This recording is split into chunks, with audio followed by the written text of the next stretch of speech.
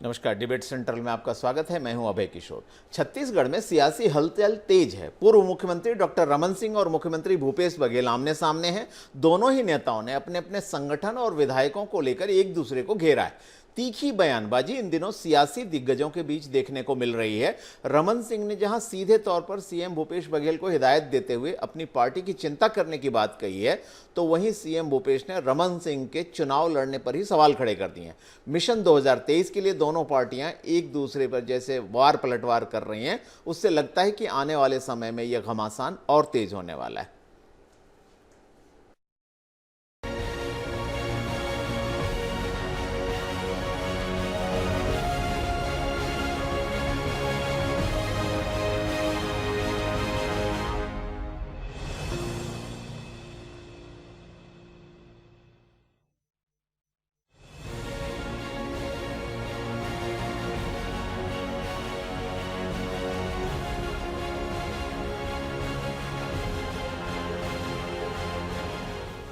साल 2023 छत्तीसगढ़ के लिहाज से काफी अहम है, क्योंकि यहाँ इस साल के अंत में विधानसभा चुनाव होने वाले हैं। इसमें बीजेपी और कांग्रेस के बीच सीधी टक्कर है। चुनाव का समय जैसे जैसे करीब आ रहा है, दोनों ही दलों के बीच वार पलटवार का सिलसिला तेज हो गया है, वो भी सीएम भूपेश और पूर्व सीएम रमन सिंह के बीच। हर दूसरे दिन दोनों ही नेता एक दूसरे पर किसी न किसी मुद्दे पर तंज कसते दिखाई देते हैं। ताजा मामला है भ्रष्टाचार का, जिसे लेकर पूर्व सीएम रमन सिंह ने सीधे सीएम भूपेश को हिदायत देते हुए कहा है कि उन्हें बीजेपी नहीं बल्कि कांग्रेस की चिंता करनी चाहिए। अब वो चोरी डकैती कर नहीं पाए, विधायकों को तोड़ नहीं पाए, उस प्रकार की बात करें। और फिर रमन सिंह जी अपनी टिकट की चिंता करें। ये पुरंदेश्वरी देवी जी तो बोल चुकी हैं कि वो छोटा चेहरा भी नहीं है, केंद्रीय नेतृत्व तो विश्वास भी नहीं कर रहा है। दूसरा, अभी मुझे जो जानकारी मिली, सारे विधायकों को बोल दिए, जो 14 बचे हैं ना, उसको भी बोल दिएगा टिकट नहीं, किसको लड़ाना सोच लो। तो जो स्थिति कांग्रेस की है कि विधायक आज से जो 70 रोल पार्टी के हैं, वो उनकी हिम्मत चुनाव लड़ने की नहीं है, मैदान में जाने की नहीं है, तो अपनी पार्टी की चिंता करें। बीजेपी की चिंता करने वाले बहुत हैं। पूरी सरकार भ्रष्टाचार में डूबी हुई है, तो जनता समझ गई है कि किस प्रकार ये सरकार सिर्फ लूट के लिए है। पूर्व सीएम रमन सिंह ने इसके साथ ही 2023 में बीजेपी की पूर्ण बहुमत की सरकार बनाने का दावा किया है। लेकिन बीजेपी की बात करें तो प्रदेश में पिछले 5 उपचुनाव में बीजेपी की करारी हार ने पार्टी नेतृत्व को लगातार बदलाव करने पर मजबूर कर दिया है। प्रदेश में पिछले 4 साल में 3 प्रदेश अध्यक्ष, 3 प्रदेश प्रभारी बदल चुके हैं। अब राज्य में बीजेपी किसी एक नेता के चेहरे पर चुनाव लड़ने को लेकर भी पीछे हट रही है। केवल प्रधानमंत्री के चेहरे के सहारे बीजेपी राज्य में चुनाव लड़ना चाहती है, तो वहीं प्रदेश में सत्ताधारी कांग्रेस अपने कामकाज के दम पर जनता के बीच जाना चाहती है। प्रदेश में 15 साल की कमान संभालने के बाद एक बार फिर सत्ता पर काबिज होना चाहती है, लेकिन क्या बीजेपी रमन सिंह पर पूरा दांव खेलेगी, इस पर थोड़ा संशय लगता है। तो वहीं कांग्रेस अपनी बादशाहत कायम रखने के लिए कोई भी कसर नहीं छोड़ना चाहती, इसलिए कांग्रेस बीजेपी के आरोपों का फ्रंट फुट पर आकर जवाब दे रही है। Bureau report, Asian news. तो इस मसले पर चर्चा करने के लिए आज हमारे साथ 3 खास मेहमान मौजूद हैं। मेरे साथ हैं कांग्रेस नेता सत्यप्रकाश सिंह, बीजेपी से उमेश गोरमोडे जी, और साथ ही आप पार्टी का प्रतिनिधित्व करने के लिए विजय झा जी भी स्टूडियो में हैं। तीनों का बहुत बहुत स्वागत इस चर्चा में। सबसे पहले सत्यप्रकाश जी, आपसे समझना चाहूँगा, जिस तरह से बीजेपी 15 साल के विकास के बाद 5 साल का जो पिछले 4 साल का कार्यकाल, 5वां कार्यकाल आप इस बार पूरा करेंगे, उसमें भ्रष्टाचार का मुद्दा उठा रही है। क्या आपको लगता है ये विकास बनाम भ्रष्टाचार मुद्दा बन पाएगा? देखिए अभय जी, आप इतने बड़े पत्रकार हैं, इतने सालों से आप देख रहे हैं छत्तीसगढ़ की राजनीति को। 15 साल जो भाजपा की सरकार रही, देखिए अगर जनता चाहे तो एक बुक छाप देगी इनके घोटालों की। नान घोटाला हो, चिटफंड घोटाला हो, फिर फोड़वा घोटाला किया इन्होंने, प्रियदर्शनी बैंक घोटाला किया इन्होंने, तो घोटालों की सरकार तो इनके समय में रही है। मगर देखिए 4 साल, 5वां साल चालू हो गया है जी। 5 सालों के अंदर भाजपा एक भी आरोप एक भी आरोप ये सिद्ध नहीं कर पाई है भ्रष्टाचार का, तो ये क्या दिखाता है? देखिए, हम धान खरीदी, देखिए इनके समय में नान घोटाला हो गया, हमने धान खरीदी के रिकॉर्ड बना दिए, मगर एक आरोप 4 साल में लगा पाए हो या सिद्ध कर पाए हो कि धान खरीदी में या घोटाला हुआ हो या कुछ हुआ हो। बल्कि हमने धान खरीदी को इतना सरल किया है कि हर साल 3,000 करोड़ की बचत हो रही है सरकार को, सरकार के खजाने में बढ़ोतरी हो रही है। उस धान खरीदी को इतना सरल तरीके से हम लोगों ने उसको बनाया, उसकी प्रक्रिया को बनाया है। तो हमारी सरकार जो प्रतिबद्ध, देखिए इनकी समय की सरकार बात करती थी महिलाओं के प्रति इनके सम्मान की, मगर इनके समय बलात्कार की 60.2% था और हमारे समय में 50.2%। मेरे पास सीएमए की डाटा है, ये रिपोर्ट है। तो फिर इनके समय में किसानों की इन्होंने बात की थी 2100 रुपये समर्थन मूल्य में, 300 बोनस तो नहीं दी हमारी सरकार ने समर्थन मूल्य। आज बीजेपी का कोई एक व्यक्ति बता दे कि अगर बीजेपी शासित कोई भी प्रदेश में इससे ज़्यादा समर्थन मूल्य में अगर धान खरीदी हो रही हो, तो उसमें भी नहीं। युवाओं को केंद्र की सरकार की बात कर ले, 2 करोड़ रोजगार की बात की थी, रोजगार नहीं दिया। आज छत्तीसगढ़ सबसे कम बेरोजगारी दर पे है। तो हम तो हर जगह आगे चल रहे हैं। बीजेपी का आप देखिए, इनका सिर्फ और सिर्फ छलावा रहा है। 15 साल में हो, घोषणा पत्र की बात कर लीजिए, इन्होंने बेरोजगारी भत्ते की बात तो उस समय की थी, 2003 के घोषणा पत्र। हमने घोषणा पत्र में नहीं किया था, मगर हमने फिर भी बेरोजगारी भत्ते का अनाउंस किया।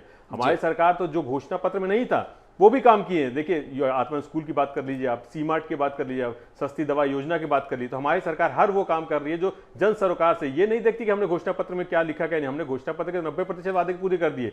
समर्थन मूल्य हो या ऋण माफी हो, हाफ बिल योजना हो, या उसके बाद जो भी खरीदी हो, धानों कुटकी रागी, जो हमारी जो मोटा अनाज की खरीदी हो, तो जितने वादे थे उसमें 90% जो वादे हमने पूरे कर दिए। कहना है कि आपने सारे वादे पूरे किए हैं। बीजेपी चाहे जो मुद्दा उठाना चाहे उठा ले, लेकिन पास विकास मुद्दा ही नहीं है ना। बिल्कुल, यानी कि विकास पिछले 4 साल में जो हुआ है उसके बल पर आप सत्ता में वापस लौटेंगे। उमेश जी, बात 15 साल के विकास की हो रही है। मैं एक दिलचस्प आंकड़ा आपसे शेयर करता हूं, मुझे लगता है इसके बाद चर्चा करना ज्यादा आसान हो जाएगा।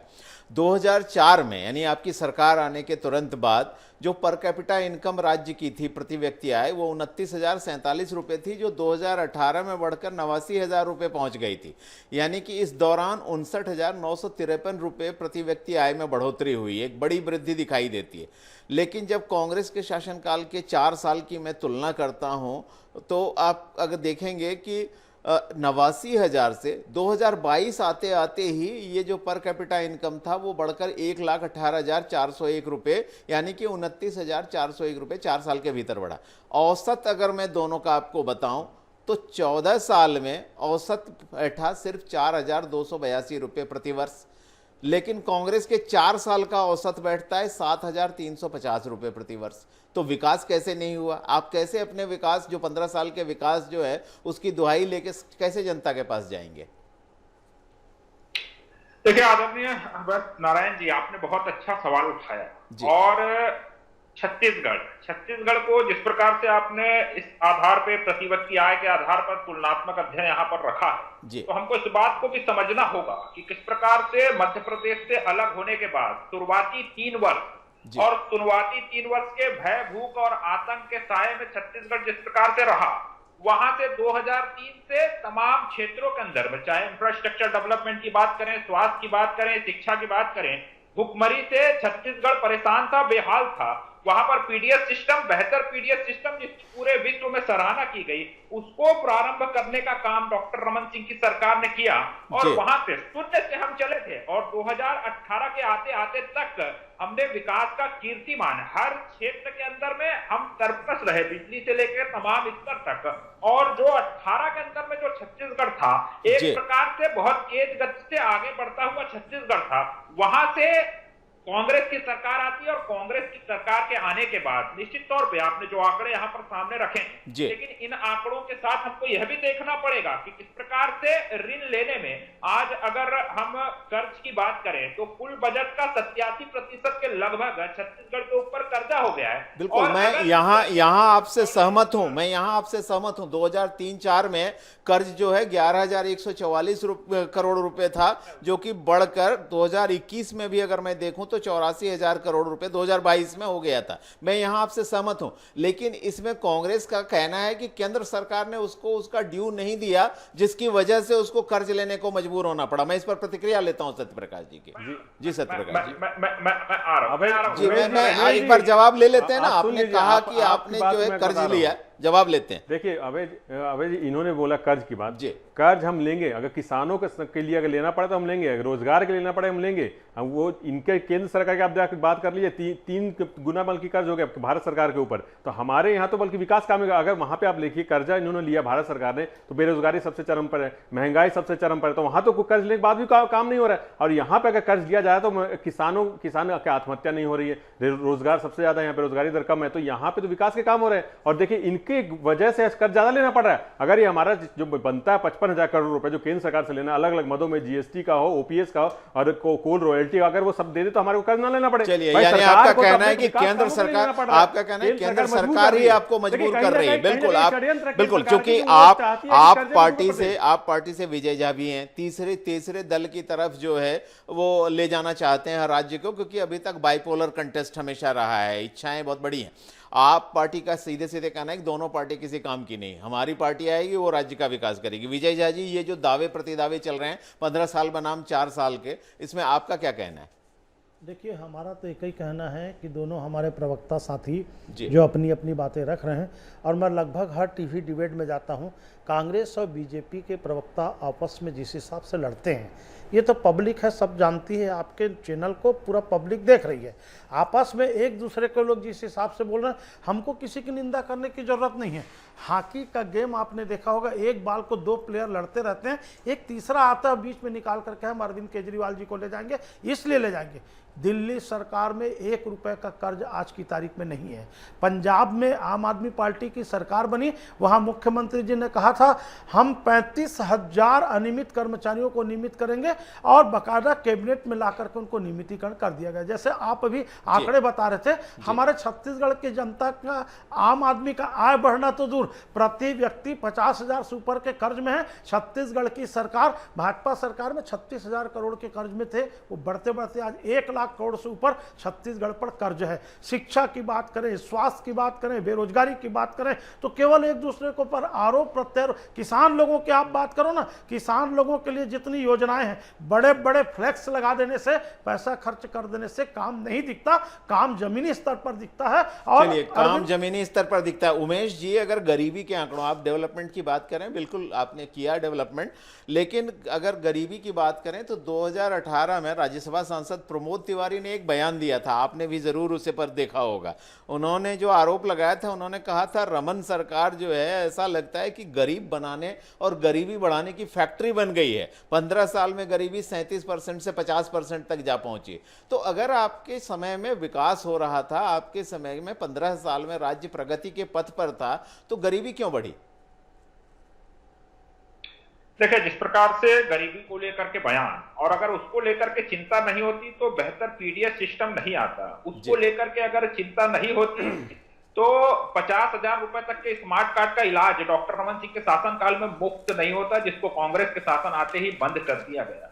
अगर गरीबी हटाने की नीयत नहीं होती, ये तो कांग्रेस के लोग हैं जो गरीबी हटाओ गरीबी हटाओ गरीबी हटाएंगे का नारा देते देते गरीबों को हटाने का काम किए। और आज जिस प्रकार से छत्तीसगढ़ में जिस प्रकार से आज जिस परिप्रेक्ष्य में डिबेट है, और जिस प्रकार से मुख्यमंत्री भूपेश बघेल जी का बयान आया है, और जिस प्रकार से भारतीय जनता पार्टी के नेताओं टिकट को लेकर के सवाल यहाँ पर उठा रहे हैं, ये जानते हैं कि बीते 4 वर्षों के अंदर में कांग्रेस की कहीं कोई एक उपलब्धि नहीं है। अभी कांग्रेस के प्रवक्ता यहाँ पर उपलब्धियों की बात कर रहे थे, मैं तो खुली चुनौती देता हूँ, बीते 4 वर्षों में ये कर्ज लेकर के भीख पीने वाली सरकार है। उमेश जी, कर्ज भारत सरकार के ऊपर भी है, उसके बाद भी महंगाई कहाँ है, बेरोजगारी कहाँ है, ये भी देख लीजिए। और छत्तीसगढ़ की महंगाई कहाँ और बेरोजगारी दर कहाँ है, ये देख लीजिए। कर्जे की बात भारत सरकार बीजेपी ना कर ज्यादा बैठ रहे हैं। 3 गुना कर्जा लेने के बाद भी भारत इतना गरीब देश आज भी है। और छत्तीसगढ़ 2018 में आप छोड़ गए तो वो भी उस समय में गरीब था। विकास हो गया तो इतना गरीब प्रदेश नहीं था 2018 में।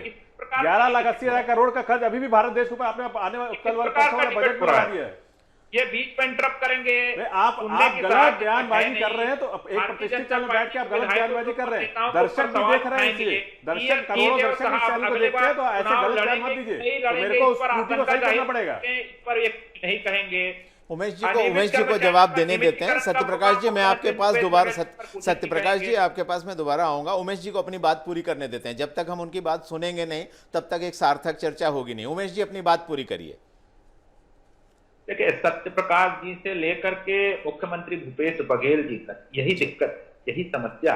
ये सुनना नहीं चाहते, ये केवल अपना ही राग अलापना चाहते हैं। ये इस बात का जवाब नहीं देंगे कि भैया 10 दिन में आप अनियमित कर्मचारियों को नियमित करने वाले थे, आज 4 वर्ष बीत गए, कहां है भैया आपका नियमितीकरण का वादा? इस पर जवाब नहीं देंगे कि रेडी टू ईट की बहनों को क्यों रोजगार छीनने का आपने काम किया। ये इस पर जवाब नहीं देंगे कोविड काल में अपनी जान हथेली पर रख करके जो स्वास्थ्यकर्मी सेवा दे रहे थे उनको रोजगार से निकालने का आपने पाप क्यों किया। ये आप कहते हैं कि बेरोजगारी दर छत्तीसगढ़ में बिल्कुल भी नहीं है, तरह तरह के आंकड़े सदन से लेकर के तमाम स्तर पर आपने दिया। आज आप बेरोजगारी भत्ता को लेकर के आ रहे हैं, या तो आपने उस वक्त झूठ बोला था, यदि उस वक्त झूठ बोला था अभी आप बेरोजगारी भत्ता की बात कर रहे हैं, तो आप इस बात को लेकर के छत्तीसगढ़ की जनता से माफी मांगे। किस प्रकार से सब इंस्पेक्टर भर्ती को 4 वर्षों से लटकाने और भटकाने का आपने काम किया, किस प्रकार से सिपाही भर्ती को आपने भटकाने का काम किया, आरक्षण को लेकर के किस प्रकार की स्थिति छत्तीसगढ़ में आपने निर्मित करके रखी है। आपने आरोपों की झड़ी लगा दी है, इसलिए थोड़ा थोड़ा जवाब भी लेते चलते हैं, वरना ये फहरिस्त बहुत लंबी हो जाएगी और डिबेट का जो समय वो छोटा पड़ जाएगा। जितने आरोप अभी आपने लगाए उस पर एक बार पहले जवाब लेते हैं, फिर आगे के आरोपों के लिए फिर लौटता हूं आपके पास। सत्यप्रकाश जी जवाब। उमेश जी, बीजेपी का प्रवक्ता के तौर में बैठ के आरोप लगाना तो बहुत आसान है। आपने 15 साल में जो बहनें जो अभी वहां बैठी हैं, अनुकंपा वाली बहनें की बात कर रहा हूं मैं, उनकी अगर घर के जो परिजन उनके थे अगर उनको नियमित कर देते तो वो वहां नहीं बैठते। सबसे पहले तो इनका जो पाप है वो वहां दिख रहा है धरना स्थल पे, इनका पाप ओढ़ हो रही है और हमारी सरकार प्रतिबद्ध है और कानूनी सलाह ले रही है। देखिए अनियमित होते तो इतना अड़चन पैदा नहीं होती, अगर नियमित नहीं होने की वजह से अड़चन पैदा हो रही है। हमारी सरकार कानूनी सलाह ले रही है और जहां तक नियमित की बात है, हमारी सरकार सभी विभागों से रिपोर्ट मंगा रही है और उनको नियमित करा जाएगा। हमारे मुख्यमंत्री जी ने आश्वासन दिया कि सबको किया जाएगा, तो वो कह रहे हैं। और जहां तक सवाल भर्तियां का, आरक्षण को रोकने का काम आपकी सरकार कर रही है, मोदी सरकार कर रही है। अगर आरक्षण पर हस्ताक्षर हो जाता तो सारा मामला समझ जाता है। जितने भी भर्तियां रुकी हुई आरक्षण के कारण रुकी हुई, आपकी सरकार चाहती नहीं कि गरीब मजदूर किसान उनको आरक्षण मिले, इनको आदिवासी। चलिए ये दोनों तरफ से आरोपों की झड़ी है, इसलिए जो तीसरा पक्ष है जो कि एक और नया विकल्प देने की कोशिश कर रहा है उसकी बात भी सुन लेते हैं। जनता भी देखना चाहती है कि क्या वाकई उसके पास एक और विकल्प आ रहा है। विजय झा जी, ये दोनों की बातें आप लगातार सुन रहे हैं। एक का कहना है हमने विकास किया, दूसरे का कहना है कि इन्होंने बिल्कुल विकास नहीं किया। दूसरे पक्ष का कहना है हमने 15 साल में ज्यादा विकास किया। सत्तारूढ़ दल का कहना है कि पिछले 4 साल में हमने ज्यादा विकास किया। कहते हैं सवालों में तराशते हैं हमें रोज, मुझे सवालों से तराशते हैं रोज, मुझे सत्ता के गिरेबान में झांकते नहीं। आप क्या कहना चाहेंगे? अभय किशोर जी, बहुत बहुत धन्यवाद। जिस हिसाब से हमारे दोनों भाई आपस में लड़ रहे हैं, छत्तीसगढ़ की 130 करोड़ जनता जो है ना, 2 पाटन के बीच में साबुत बचा न कोई। पब्लिक निर्णय करेगी, एग्जामिनर वो है, इनको नंबर 2023 के चुनाव में देगी। देखिए दोनों को मैं न पक्ष में बोलूंगा न मैं विपक्ष में बोलूंगा, मैं निष्पक्ष बोल रहा हूं कि दोनों के झगड़े में क्या बताइए, छत्तीसगढ़ की जनता को 76% आरक्षण का लाभ मिल गया, बल्कि जिनको मिल रहा था वो भी बंद हो गया। प्रदेश में पूरी नियुक्तियां बंद है, पदोन्नति बंद है, विज्ञापन निकलना बंद है। अब आ जाइए दूसरे में कर्मचारियों का एनपीएस ओपीएस का झगड़ा। दोनों के झगड़े में छत्तीसगढ़ राज्य के 2.5 लाख जनता, 2.5 लाख कर्मचारियों की 17,240 करोड़ रुपए। लेकिन विजय जी छत्तीसगढ़ गवर्नमेंट ने तो ओल्ड पेंशन स्कीम लागू कर दी है, लेकिन 18 साल का जो पैसा कटा है वो दोनों के झगड़े में नहीं मिल रहा है। 1 अप्रैल 2022 से लागू हो गया, मैं मान रहा हूं, धन्यवाद के पात्र है, लेकिन जमीनी स्तर पर 18 साल का कटा हुआ पैसा नहीं मिल रहा है। हमारा कटा हुआ पैसा बंबई के एनएसडीएल कंपनी में जमा है जो 17,240 करोड़ रुपया है। चलिए इसका जवाब उमेश जी से लेते हैं, चूंकि ये पैसा कंट्रीब्यूशन के तौर पर केंद्र सरकार, बिल्कुल सत्यप्रकाश जी, चूंकि इसका जवाब उमेश जी से ही लेते हैं। उमेश जी, क्या ये पैसा जिसकी बात विजय जी एक कर्मचारी के तौर, प्रतिनिधि के तौर पर कर रहे हैं और जो मुद्दा उन्होंने आप पार्टी के नेता के तौर पर उठाया है, ये 17,000 करोड़ रुपए का पैसा जो कंट्रीब्यूशन था वो क्या वापस मिलेगा कर्मचारियों को? मैं राज्य और केंद्र की बात ही नहीं कर रहा, मैं कह रहा हूं क्या कर्मचारियों को यह पैसा वापस मिलेगा? देखिए, कर्मचारियों को तो निश्चित तौर पे वो पैसा वापस मिलेगा, लेकिन जो टर्म्स एंड कंडीशन लगाए जा रहे हैं, जो बॉन्ड भराने की प्रक्रिया को अपनाया जा रहा है, जो कर्मचारियों के ऊपर दबाव बनाया जा रहा है, क्या कर्मचारी उससे खुश हैं, क्या कर्मचारी उससे सहमत है? पहले तो इस बात को लेकर के कर्मचारियों से सहमति लेने की आवश्यकता है। और क्या इससे यह भी प्रश्न उठता है कि कर्ज के बोझ तले दबी हुई कांग्रेस की सरकार की नजर क्या उच्च राशि पर भी है जो कर्मचारियों के कंट्रीब्यूशन से वहां पर जमा हुआ है? अब अगर कांग्रेस की सरकार की नजर उस पर है तो क्या यह सरकार कर्मचारियों को भी लूटना चाहती है क्या? इसलिए कर्मचारियों से इसकी सहमति और असहमति को लेकर के कर्मचारियों से सवाल करना चाहिए। और जिस प्रकार की स्थितियां अभी कांग्रेस के प्रवक्ता लगातार सवाल उठा रहे थे और जिस प्रकार से उन्होंने पंचायत शिक्षक बहनों की बात की, सीधे तौर पे 4 वर्षों से आप सरकार में साहब, मुख्यमंत्री साहब के पास तो मिलने तक का समय नहीं है। तमाम स्तर पर 57 कर्मचारी आपकी वजह से हुआ है वो अनुकंपा जो नियुक्ति का आपकी वजह से हुआ, आपका पाप उन लोग उठा रही है और वह धरना में बैठी है। आप लोगों ने झुंझुना दिया था नियमित करने का, मगर आप लोगों ने नहीं किया, जिसकी वजह से ये जो अड़चन पैदा हो रही है। अगर वो नियमित होते, उनके परिजन नियमित होते तो ये अड़चन नहीं पैदा होती। वो अभी कहीं ना कहीं उनको नौकरी मिल जाती, मगर ये सारा का सारा खेल, सारा का झुंझुना आपने दिया था नियमित करने का, जिसकी वजह से ये अड़चनें पैदा हो रही है। ये सिर्फ और सिर्फ आपका पाप है जो उन लोग धो रही है। मुख्यमंत्री जी बचने और भागने का प्रयास कर रहे हैं। अरे चलिए एक नए मुद्दे पर चलते हैं। ये मुद्दा सुलझने वाला तो है नहीं। चलिए एक नए मुद्दे पर, उमेश जी, एक नए मुद्दे पर आते हैं। राज्य सरकार पर चूंकि अपराधों में बढ़ोतरी का बार बार आपकी पार्टी आरोप लगा रही है, एक निष्पक्ष मीडिया के रूप में हमारा ये फर्ज बनता है कि हम आपको दोनों को ये बात सामने रखें कि सच्चाई क्या है। 2021 के एनसीआरबी के आंकड़े, जो कि राज्य सरकार नहीं बनाती, केंद्र सरकार का गृह मंत्रालय जो है उसके अधीन एनसीआरबी आता है, वो कहता है कि 2018 से 2021 के बीच में छत्तीसगढ़ में अपराधों में लगातार कमी आई है। बलात्कार में छत्तीसगढ़ 2018 में 5वें नंबर पर था, 2011 में खिसक कर 11वें नंबर पर आ गया, यानी बलात्कार कम हुए। बलात्कार की कोशिश में 14वें नंबर पर था, 16वां नंबर हो गया, घट गए। अपहरण 11वें स्थान पर था, 12वां आ गया, ये भी घट गए।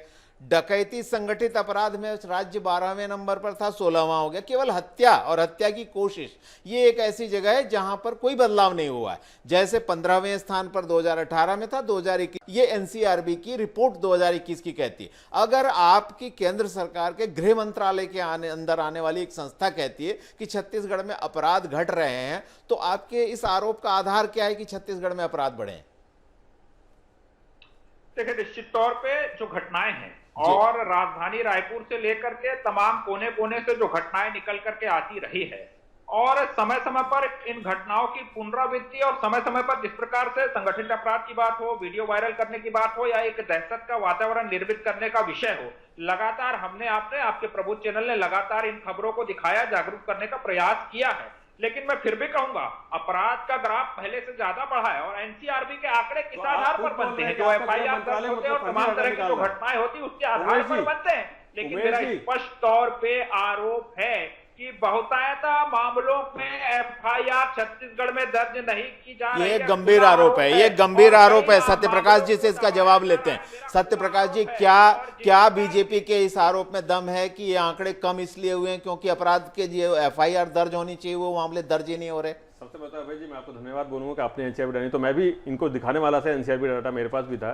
तो दूसरी बात ये बोलो, देखिए, अगर ये एनसीआरबी डाटा को झुटला रहा है तो इसका मतलब है कि सीधे से अपने ही गृह मंत्रालय की रिपोर्ट को झुटला रहे हैं कि भाई गृह मंत्रालय रिपोर्ट, एनसीआरबी तो गृह मंत्रालय के अधीन आता है, अगर वहां से डाटा आ रहा है उसको झुटला रहे हैं तो इसका मतलब है कि अमित शाह का डिपार्टमेंट जो है वो ठीक से काम नहीं कर रहा है, कहीं ना कहीं वहां झोला झाप काम चल रहा है। तो ये तो उमेश जी, पहले आप वहां संभाल लीजिए। तो एनसीआरबी डाटा ये कह रहा है कि जुर्म कम हुआ है, यहाँ बलात्कार कम हुआ है, यहाँ क्राइम कम हुआ है, तो ये एकदम एनसीआरबी डाटा जो है वो केंद्र सरकार जारी करती है, तो इसमें हम तो कुछ करते नहीं है, तो इसका मतलब कि कम हुआ है। अगर हम डाटा के हिसाब से बात कर रहे हैं, उमेश जी सीधे सिरे से ये खारिज किया जा रहा है आपके आरोप को। उमेश जी, संक्षेप में उमेश जी से जवाब लेते हैं। संक्षेप में उमेश जी। पूछे हुए एफआईआर दर्ज करने तक की एफआईआर देखिए, नारायण चंदल के बेटे का भी एफआईआर दर्ज हो रहा है। एक इतने बड़े नेता प्रतिपक्ष के लड़के के ऊपर आरोप लगता है, वो भी एफआईआर दर्ज हो रहा है, तो इसका क्या मतलब है? ये नहीं दिख रहा है कि यहाँ पे कि भाई बड़े बड़े नेता के बेटे के ऊपर भी एफआईआर दर्ज हो रहा है, तो इसका मतलब है कि निष्पक्ष जांच होती है, निष्पक्ष एफआईआर दर्ज होती है। आपके तो बल्कि चलिए एक बार फिर विजय जी को अपनी बात कहने का मौका देते हैं। सत्यप्रकाश जी, एक बार विजय जी को अपनी बात कहने का मौका देते हैं। विजय जी, आप इतनी देर से सुन रहे थे, दोनों पार्टियों के नेताओं को सुन रहे हैं, दोनों पार्टियों के प्रवक्ताओं को सुन रहे हैं। परस्पर आरोप और परस्पर दावे हैं। चूंकि आपकी पार्टी एक तीसरी पार्टी के रूप में राज्य में एंटर करना चाहती है, मध्य प्रदेश में एंटर करना चाहती है और राज्यों में अपनी पार्टी का विस्तार भी करना चाहती है। ऐसी स्थिति में आप राज्य की जनता को देंगे क्या? ऐसा क्या अलग देंगे जिसके चलते राज्य की जनता आपको वोट करे? देखिए, हम राज्य की जनता को दिल्ली मॉडल के हिसाब से निःशुल्क शिक्षा, निःशुल्क स्वास्थ्य और बेरोजगारी को हम दूर करने का प्रयास करेंगे। हम सब यहाँ पहले से चल रहे हैं, ऐसा आप क्या? बोल रहे हैं तो है यहाँ। तो फिर ये सीडी कांड क्यों चल रहा है? तो सौम्या तो- चौरसिया जी जेल क्यों जा रही? बोलने दीजिए, मैं आप दोनों फिर बीच में नहीं बोलता, प्लीज निवेदन है। रहा सवाल अभी अपराध की बात आप कर रहे दिल्ली थे की अभय बात कर किशोर रहे जी। हैं। अभय जी मैं उनको बात कहने देते हैं, कहने उनका दीजिए। मॉडल सुन देखिए, तो लेते हैं। देखिए, ये जबरदस्त- केवल हम तीनों नहीं हाँ। सुन रहे, राज्य की जनता भी सुन रही, इसलिए सुन लेते हैं कि उनके जबरदस्ती पास किसी है के- क्या, पिटारे में क्या है। जी जबरदस्ती जी। किसी के जबान को मत दबाइए, अपना अपना पक्ष रखिए। जहां तक अपराध की बात है, मैं आपको उदाहरण दे रहा हूं। बिलासपुर में एक पिता ने अपनी बच्ची से बलात्कार किया, उसके खिलाफ एफआईआर होने के बाद उसकी मां कलेक्ट्रेट में धरना देने बैठी थी, उनकी गिरफ्तारी नहीं हुई। आम आदमी पार्टी के नेता लोग, हमारे बिलासपुर के जसबीर सिंह जी और प्रियंका शुक्ला वकील हैं, वो लोग धरना दिए, साहब इनको गिरफ्तार करके जेल में बंद कर दिया गया, लेकिन एफआईआर दर्ज नहीं हुआ। इसका मतलब साफ है कि देखिए, दबाव की राजनीति, आपातकाल की राजनीति, राष्ट्रीय सुरक्षा अधिनियम लगा करके छत्तीसगढ़ की जनता समझ रही है। और 20 साल में दोनों पार्टी से उब चुकी है। एक बार सबको चखा, हमको चखो, एक बार हमको मौका देखिए ना, 15 साल उनको मौका मिला, 5 साल आपको मौका मिला। विजय जी, बात मौका देने की नहीं, ये तो जनता तय कर ही लेगी कि उसको किसको मौका देना है। बिल्कुल, सवाल इस बात का नहीं है कि जनता आपको मौका दे या किसी चौथी पार्टी को दे या 5वीं पार्टी को दे और फिर 5 साल इंतजार करे। अब है सवाल जी- यह है कि रोडमैप क्या है। आप जब रोड- छत्तीसगढ़ मैं में रोडमैप बता रहा मान लीजिए जनता ने आपको सत्ता में बिठा दिया, तो रोडमैप क्या है? दिल्ली में निःशुल्क बिजली है, छत्तीसगढ़ में बिजली हाफ करेंगे बोले थे, उसके बाद सुरक्षा निधि के नाम पर कान उल्टा पकड़ के जनता से पैसा लिया गया, विरोध प्रदर्शन करना पड़ा और जनता बिजली ऑफिस के आगे पीछे घूम रही थी। हम जो करेंगे वो बोलते नहीं, करके दिखा रहे हैं। इसीलिए मैं बोल रहा हूं, यदि छत्तीसगढ़ का मॉडल राजस्थान और हरियाणा में जा सकता है, हिमाचल में जा सकता है, तो दिल्ली और पंजाब का मॉडल छत्तीसगढ़ में लागू करके अनियमित कर्मचारियों का हम नियमितीकरण करेंगे। हम जो है ठेका प्रथा को बंद करेंगे, प्लेसमेंट को बंद करेंगे। इन्होंने तो हमारे मंच में आके कहा था, आदरणीय भूपेश बघेल जी, टीएस सिंहदेव जी हमारे हड़ताल के मंच में आके कहते, हमारी सरकार बनेगी, हम 10 दिन में नियमित करेंगे, ठेका प्रथा बंद हो जाएगा, प्लेसमेंट बंद हो जाएगा। मुझको दुख तब लगता है कि ठेका प्रथा यथावत चालू है, बल्कि जो भाजपा सरकार में कालमी कंपनी ठेका लेती थी, वही आज कांग्रेस सरकार में ले रही है। गगन कहता है चमन बदला है, चमन कहता है माली बदला है। अरे लाश के ढोने वाले मेरे दोस्तों, लाश वही है, सिर्फ कफन बदला है, सिर्फ कफन बदला है, सरकारें बदल रही दोनों। चलिए, इसका मतलब आपने अपने वादे को याद रखिएगा। अगर जनता ने मौका दिया, क्योंकि जनता जनार्दन है, वो किसे मौका देगी ये तो वही तय करेगी। लेकिन अगर जनता ने आपको मौका दिया तो अपने वादों को याद रखिएगा, कहीं ऐसा ना हो कि हमें इस मंच पर फिर आपको वादा याद दिलाना पड़े। बहरहाल, आप तीनों इस चर्चा में शामिल हुए, एक सार्थक चर्चा में शामिल हुए, इसके लिए आप तीनों का बहुत बहुत धन्यवाद।